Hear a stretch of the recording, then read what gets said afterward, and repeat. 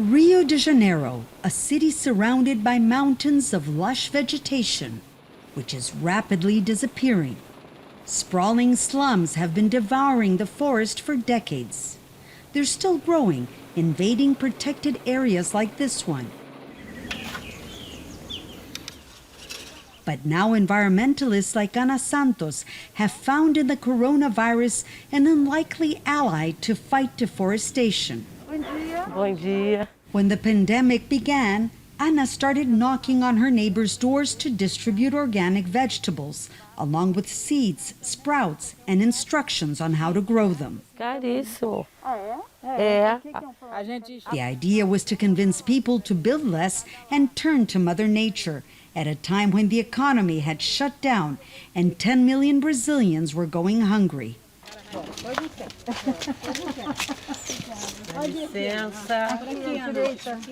The pandemic helped Anna prove her point.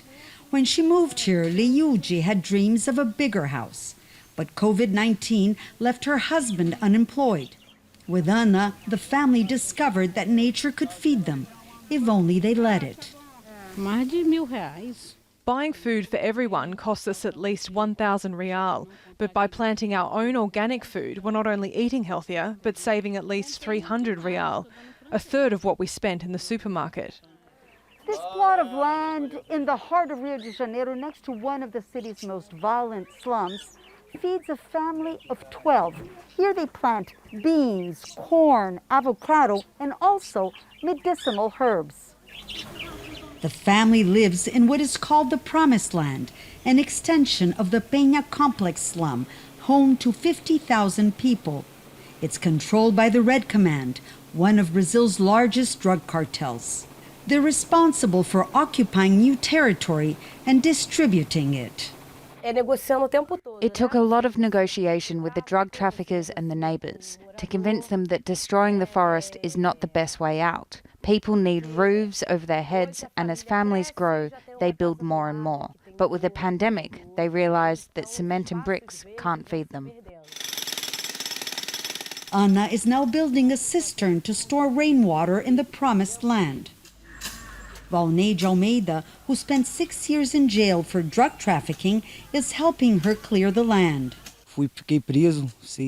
I was in prison when the pandemic began, unable to help my wife and 3 children. I was lucky to be given this new opportunity. It's not only a job, but a new way of looking at life. Margarete used to be a street vendor until the pandemic. With no job and time on her hands, she started raising chickens.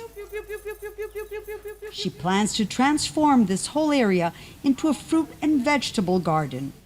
An urban slum still surrounded by poverty and violence, but where mango trees are now allowed to flourish, and children and animals roam free as if they lived on a farm. Yanakiew, Al Jazeera, Rio de Janeiro.